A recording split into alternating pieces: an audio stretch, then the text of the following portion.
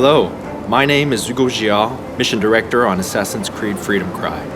Originally released as a DLC add-on for Assassin's Creed Black Flag, Freedom Cry is now available as its own standalone title for digital download exclusively on PlayStation 3, PlayStation 4, and PC. I'm very proud to be showing off this game as well as introducing you to our new assassin, Adewale. Sold into slavery as a young boy, Adewale was forced to endure the hardships and injustice of slavery for years. When his plantation was raided by pirates, Adewale saw an opportunity to escape to freedom. Now, 15 years later, Adewale has become a trained assassin and captains his own brig, the Expecto Crede. We start the demo with Adewale and Port-au-Prince, a new location exclusive to Freedom Cry. Here, slavery is commonplace, and the inhumane conditions are such that half of all slaves die within a few years. It's cheaper to import new slaves than to improve working conditions enough to increase survival. The slave death rate here is higher than anywhere else in the Western Hemisphere. As an ex-slave, Adewale knows these horrors and decides to work with the locals to liberate as many slaves as possible. Now, let's liberate these slaves incarcerated in the cell. To open the cell, we'll have to take down this overseer to get the key. Like previous Assassin's Creed games, I have multiple ways to reach my target. But in this case, let's go for the more aggressive approach, and it will give me a chance to demonstrate Adewale's iconic weapon, a machete. Adewale is more physical than previous assassins.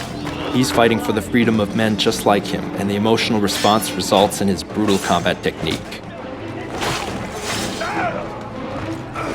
In the game, you'll have the choice to liberate any slave you see and give them the opportunity to take part in the resistance effort against the slave owners. Once I've located and acquired the key, I have to make my way to the cell. I am in your... Aside from Port-au-Prince, Adewale travels to plantations where slaves were forced to work 12-hour days growing sugar, coffee, and tobacco.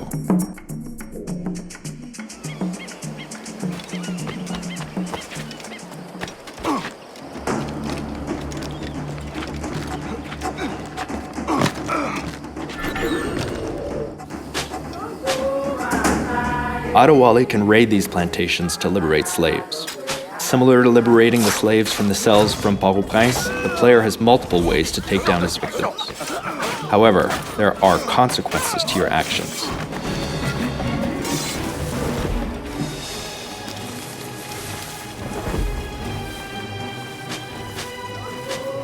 Determined to free these men, women, and children, Adewale works with the Maroon Resistance, helping them make progress towards independence from their French occupiers.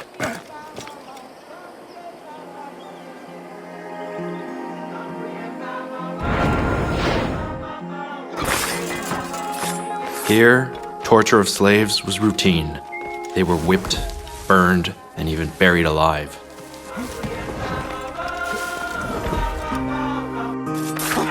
The goal in the plantations is to kill all the overseers to liberate the workers.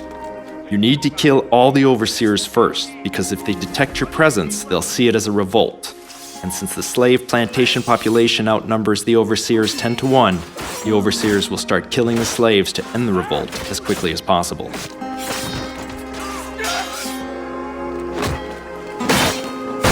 In situations such as these, when you need to take down as many guards as possible, it's best to use the blunderbuss, Adewale's powerful new weapon. It can easily kill tougher guards, such as this jailer. It can take down multiple enemies with one shot, plus it has a quicker reload.